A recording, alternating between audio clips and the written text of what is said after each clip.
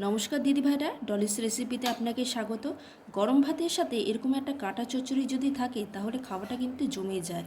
আর এর স্বাদের সাথে সাথে গুণও কিন্তু অনেক। তাই চলুন রেসিপিটা কিভাবে বানাতে হয় তাই দেখে নিই।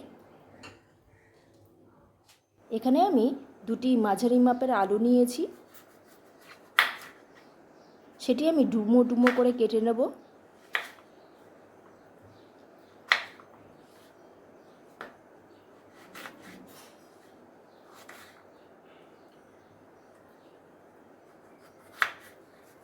আর একটি পেঁয়াজ নিয়েছি একটু মাঝারি মাপের, সেটি আমি পাতলা পাতলা করে কেটে নেব। আর একটি টমেটো নিয়েছি মাঝারি মাপের, সেটিও আমি ডুমো ডুমো করে কেটে নেব। এই ডুমো ডুমো করে কাটলে তাহলে টমেটোটা সহজে গলে যাবে। এখানে আমি লঙ্কা নিয়েছি 4টে ঝালের জন্য। আর একটি নিয়েছি মাছের মাথা, এটি রুই মাছের মাথা। এখানে আমি 1 চামচ হলুদ নিয়েছি আর একটু নুন দিয়ে ভালো করে মাথাটাকে মেখে নেব। আর হ্যাঁ, মাছের মাথার ওজন হচ্ছে 300 গ্রামের মতন। কড়াইতে সর্ষের তেল গরম করে মাছের মাথাগুলো ভেজে নেব।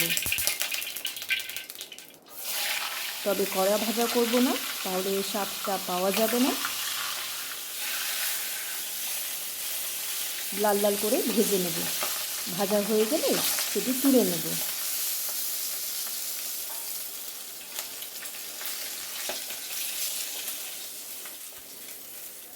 এরপর ফোড়নের জন্য ব্যবহার করব 2টি শুকনো লঙ্কা ও একটি তেজপাতা।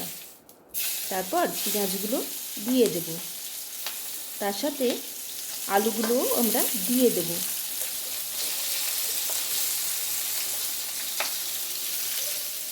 নেড়ে ছেড়ে ভালো করে ভাজা করে নেব। তারপর দেব কাঁচা লঙ্কা। আপনারা যে যেমন ঝাল পছন্দ করেন সেরকমই নেবেন। তারপর দেব 1 চামচ আদা বাটা, 1 চামচ রসুন বাটা। তারপর টমেটোগুলো দিয়ে দেব।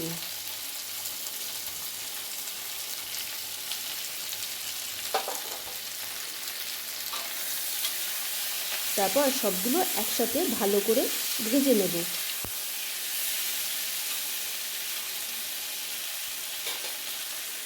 এরপর দেবো 1 চামচ হলুদ গুঁড়ো, 1 চামচ জিরে গুঁড়ো, 1 চামচ কাশ্মীরি লঙ্কা গুঁড়ো, তারপর স্বাদ মতো নুন ও চিনি।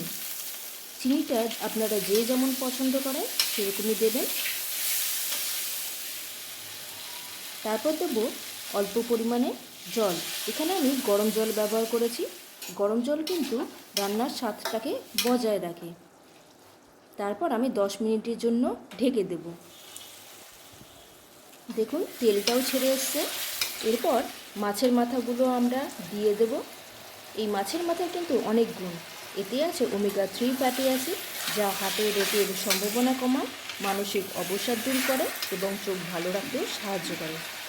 এরপর দিয়ে দেব কিছু পরিমাণে জল দিয়ে 2 মিনিটের মতো আরও ফুটতে দেবো। রান্নাটিও আমাদের প্রায় শেষের পথে। গরম গরম ভাতের সাথে পরিবেশন করুন মাছের মাথার কাটা চচ্চড়ি। আর হ্যাঁ, আমাদের রান্না যদি ভালো লাগে চ্যানেলটি অবশ্যই সাবস্ক্রাইব করবেন। দেখা হচ্ছে পরবর্তী রান্নাতে। আপনারা ভালো থাকবেন, সুস্থ থাকবেন। আজকের মতো তাহলে আসি।